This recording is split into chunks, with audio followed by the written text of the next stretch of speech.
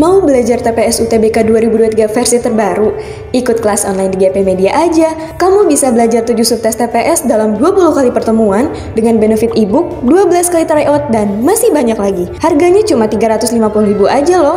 Ayo buruan daftar dan jangan ketinggalan. Kapan lagi kamu bisa ikutan tryout UTBK gratis di GP Media kalau bukan sekarang? Ikuti syaratnya dan kirim bukti screenshot di gpmedia.id ya. Jangan sampai ketinggalan. Buat kalian yang lagi cari tryout SNMPT dan ujian mandiri untuk masuk PTN, kita punya solusinya. GEP Media menyediakan tryout SNMPT dan ujian mandiri untuk beberapa PTN ternama di Indonesia. Mulai dari harga 10.000, kalian sudah dapat ribuan soal prediksi, video pembahasan, dan ada kelas online juga loh. Yuk daftar sekarang. Kali ini soalnya adalah tentang bagaimana jika kita ingin membuat sebuah paragraf yang cukup panjang ya. Ini menjadi dua buah paragraf ya. Pemisahan yang tepat ya untuk paragraf tersebut adalah bagaimana. Nah, jangan dilupakan ya kalau seandainya kita ingin memisahkan satu ya menjadi dua buah paragraf, itu kita harus memisahkannya menjadi dua buah topik ya, topik yang berbeda atau dua buah gagasan utama yang berbeda ya. Nah, dua gagasan utama ya. Jadi tiap-tiap paragraf itu dia memiliki satu gagasan utama atau satu topik pembicaraan ya. Nah, coba kita baca dari kalimat yang pertama. Sinusitis adalah kondisi yang terjadi ketika sinus di sekitar hidung dan wajah mengalami peradangan atau infeksi. Oke, yang kedua, sinus adalah rongga udara yang terletak di belakang tulang pipi, dahi, dan di atas mata. Oh, berarti dia masih membicarakan mengenai sinus ya, alias ini tuh masih berupa deskripsi umum dari sinus dan sinusitis ya. Di paragraf ketiga, coba kita baca. Fungsi sinus adalah untuk menghasilkan lendir yang membantu membersihkan dan melembabkan saluran pernapasan. Oke, masih ngomongin sinusitis, sinus secara umum. Ya, kalimat keempat. Namun, ketika saluran sinus tersumbat atau terinfeksi, lendir dapat terjebak di dalam sinus dan menyebabkan peradangan. Yang kelima, ya masih ya, yang keempat juga masih membicarakan mengenai saluran sinus ya. Yang kelima, karena peradangan ini dapat disebabkan oleh infeksi virus, bakteri, alergi, atau perubahan tekanan udara. Oke, ini berarti masih membicarakan mengenai peradangan yang terjadi di sinus ya, atau yang disebut sebagai sinusitis. Oke, sampai di paragraf 5 dia masih ngomongin sinusitis dan sinus secara umum. Coba deh kita baca yang keenam. Pengobatan sinusitis bergantung pada penyebab dan tingkat keparahan kondisi. Oke, dia sekarang sudah membahas mengenai pengobatan ya. Kalimat ketujuh, jika sinusitis disebabkan oleh infeksi virus, ya, perawatan yang dianjurkan adalah istirahat yang cukup, minum banyak cairan, dan penggunaan obat pereda gejala seperti analgesik atau dekongestan nasal. Oke, dia membicarakan udah lebih berbeda daripada sebelumnya ya. Di paragraf ke-6 ini dia sudah masuk ke pembahasan mengenai pengobatan ya.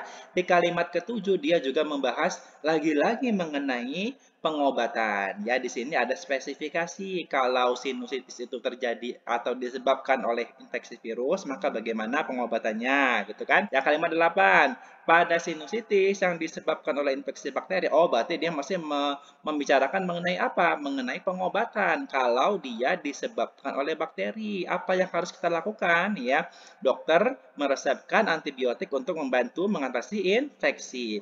Kemudian yang 9, jika sinusitis berkaitan dengan alergi, penghindaran alergen, dan penggunaan obat antihistamin atau kortikosteroid dapat direkomendasikan. Oke, berarti masih lagi-lagi terkait pengobatan. Oke, kemudian yang ke-10, selain itu penggunaan semprotan salin atau larutan garam bisa membantu membersihkan dan melembabkan saluran sinus. Oke, berarti di sini kita bisa tahu nih dari kalimat 1 sampai 5 ya. Dari kalimat 1 sampai 5 dia membicarakan mengenai apa? Deskripsi umum ya. Deskripsi umum ya tentang apa? Tentang sinusitis ya. Nah, kemudian di kalimat selanjutnya dari kalimat 6 ya. Dari kalimat 6 sampai 10 dia bicara mengenai pengobatan ya. Nah, kita sudah memisahkan paragraf ini menjadi dua buah topik. 1 sampai 5 dia ngomongin deskripsi umum, 6 sampai 10 ngomongin pengobatan. Nah, maka kalau kita ingin memisahkan satu paragraf besar ini menjadi dua paragraf, kita bisa memisahkannya menjadi 1, 2, 3, 4, 5 dan 6, 7, 8, 9, 10. Maka jawabannya adalah yang B. Oke, soal selanjutnya ya. Frasa dalam kalimat di atas yang memiliki pola makna yang sama dengan frasa patologi klinis. Nah, salah satu cara kita bisa menentukan kesamaan pola makna ya dari dua buah frasa itu kita bisa mengidentifikasikan strukturnya. Ya. Nah, coba kita identifikasikan patologi klinis. Patologi ini adalah cabang ilmu yang mempelajari mengenai penyakit. Dia tergolong ke dalam kelas katanya nomina, ya. Nomina. Kemudian klinis ini adalah sifat ya atau adjektiva ya. Klinis itu bersifat klinis artinya ya. Nah, kemudian coba kita lihat dari manusia modern ya. Manusia itu nomina, modern itu adjektiva ya. Oke, berarti cocok ya. Nah, coba kita cek yang opsi lain, postur tubuh. Oke, postur nomina, tubuh nomina, kurang cocok ya. Bertahan hidup. Coba kita lihat bertahan hidup. Bertahan itu verba, hidup itu nomina, kurang cocok juga ya. Kalau bidang teknologi, bidang dalam hal teknologi ini dia bersifat nomina atau memiliki kelas nomina ya. Teknologi juga nomina ya, maka nomina.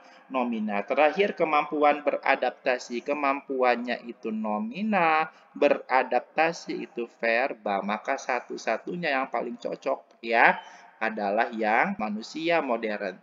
Pola strukturnya sama, yaitu bisa menjadi bekal kita untuk menentukan kesamaan pola makna. Ya, maka jawabannya adalah yang A. Oke, frasa di bawah ini yang memiliki pola makna yang sama. Ya, lagi-lagi soal frasa ya. Memiliki pola makna yang sama dengan frasa kehidupan sosial yang terdapat pada kalimat 6 teks di atas. Oke, frasa di bawah ini yang memiliki pola makna yang sama dengan frasa kehidupan sosial. Ya, kehidupan sosial ini terdapat pada kalimat 6, kehidupan sosial ya. Nah, coba kita cek. Salah satu cara ya untuk kita melihat kesamaan pola makna adalah dengan cara menentukan strukturnya. Nanti kita lihat manakah yang memiliki struktur yang sama. Kalau kehidupan sosial ya, kehidupan itu dia memiliki kelas nomina ya. Kemudian sosial ya, sosial itu dia memiliki kelas kata adjektiva. Nah, jangan sampai keliru di sini ya. Sosial ini dia kata sifat, dia mensifati kehidupan. Ya, sosial ini dia bersifat sosial ya, berhubungan dengan manusia atau masyarakat ya. Maka manakah yang polanya sama yaitu nomin dan adjektiva? Coba kita cek dari masa inkubasi ya. Masa inkubasi itu nomina, masa nomina, inkubasi nomina. Solusi eksak. Oke, solusi itu nomina, eksak itu adjektiva. Oke, udah mulai kelihatan yang cocok ya. Tapi coba kita cek lagi nih yang jawaban CDE. CDE proses internalisasi. Oke, prosesnya nomina, internalisasi juga nomina.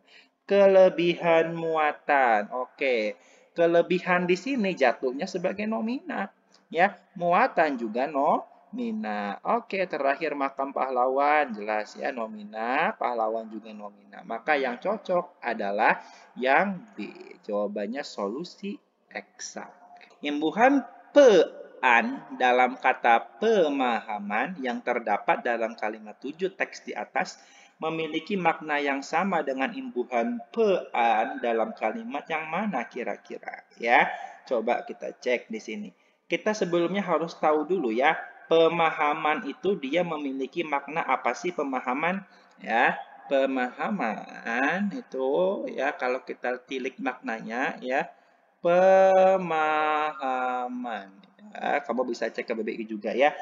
Artinya itu adalah suatu proses ya, perbuatan memahamkan ya, suatu proses atau bisa juga perbuatan ya, memahami atau memahamkan ya, memahami atau memahamkan ya. Nah, yang mana yang kira-kira maknanya sama ya, bermakna sebagai suatu proses juga gitu kan? Coba kita cek di sini.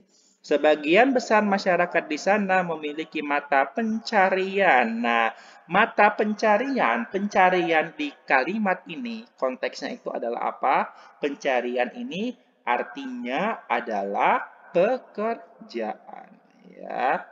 Pekerjaan. Sama apa enggak kira-kira? Yang enggak, beda ya. Kalau yang B, kehidupan yang guyup identik dengan perkampungan. Perkampungan maknanya apa? Perkampungan itu ya kelompok rumah yang merupakan kampung gitu kan. Apakah sama maknanya dengan imbuhan dalam kata pemahaman? Enggak ya. Maka yang A ini salah, yang perkampungan juga salah. Coba kita cek yang C ya. Wilayah A menjadi salah satu wilayah bagi pelarian dari negara sebelah yang sedang konflik. Nah, pelarian di sini ya memiliki makna dalam konteks kalimat ini dia memiliki makna sebagai pengungsi ya. Pengungsi ya. Berarti sama nggak maknanya dengan pemahaman? Ya beda ya. D. Pendapatan bulan ini. Nah, pendapatan ini artinya maknanya hasil kerja. Wah, nggak sama juga. Nah, coba kita cek yang E terakhir. Penanaman. Apa sih makna penanaman? Adalah proses. Nah, ya. Artinya itu adalah proses juga ya, proses atau cara gitu kan, perbuatan ya, menanami ya, menanami atau menanamkan ya, perbuatan menanami atau menanamkan ya. Nah, sama kan maknanya untuk imbuhan pemahaman, imbuhan peandip pemahaman dan penanaman sama-sama bermakna sebagai suatu proses atau cara ya. Maka jawaban yang paling tepat untuk soal ini adalah yang E ya, penanaman memiliki makna yang sama dengan imbuhan pean dalam kata pemahaman.